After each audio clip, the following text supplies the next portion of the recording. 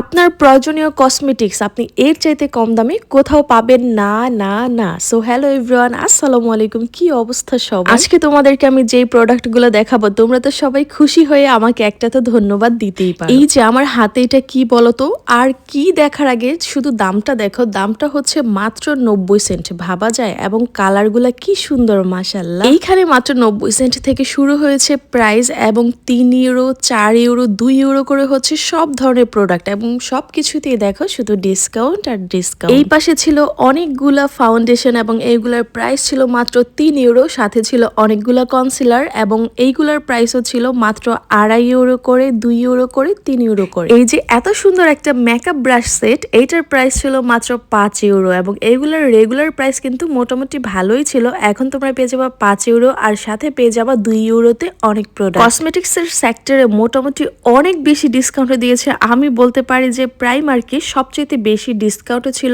কসমেটিক্সের উপরেই মনে হয়। আমি যখন কোনো প্রোডাক্টের ভিডিও আপলোড করি, অনেকেই জিজ্ঞেস করেন যে আপু এইটা কি তুমি কখনো ইউজ করেছিলা, তাহলে তুমি বলো যে এটা কেমন। এই যে এখন যে লিপস্টিক গুলো দেখা যাচ্ছে, এইগুলোর প্রাইস ছিল মাত্র 90 সেন্ট করে। এইখান থেকে আমি একটা লিপস্টিক নিয়ে এসেছিলাম, কিন্তু এখন পর্যন্ত আমার ইউজ করা হয়নি। প্রাইমার্কের কোনো কসমেটিক্স আমার এখন পর্যন্ত ইউজ করা হয়নি, কিন্তু প্রাইমার্কের জুতা, জামা কাপড় সবকিছুই আমি ব্যবহার করি। তবে যদি কোনো আপুরা প্রাইমার্কের কসমেটিক্স গুলো ইউজ করে থাকো, তাহলে কিন্তু অবশ্যই রিভিউ দিতে পারো কমেন্ট বক্সে। তবে হ্যাঁ, এইখানকার আইশ্যাডো প্যালেট গুলো কিন্তু খুবই ভালো। আমি বাংলাদেশে যাওয়ার সময় 3টা না 4টা এখান থেকে কিনেছিলাম কম দাম দেখে, কিন্তু তখন কিন্তু আমি রেগুলার প্রাইসে কিনেছিলাম, প্রায় 7 ইউরো 8 ইউরো করে নিয়েছি। এবং সেই আইশ্যাডো প্যালেট গুলো আমার কাছে খুবই পছন্দ হয়েছে। আর এইখানে দেখো, যারা নাকি মেকআপ অর্গানাইজ করতে অনেক বেশি পছন্দ করো, তারা চাইলে এই বক্স গুলা নিতে পারো। এখানে 3 ইউরো 1 ইউরোতে অনেক সুন্দর সুন্দর কালেকশন ছিল। তো এই ছিল আজকে ছোট একটা ভিডিও তোমাদের জন্য। ভালো থাকো সবাই, সুস্থ থাকো, আল্লাহ হাফেজ।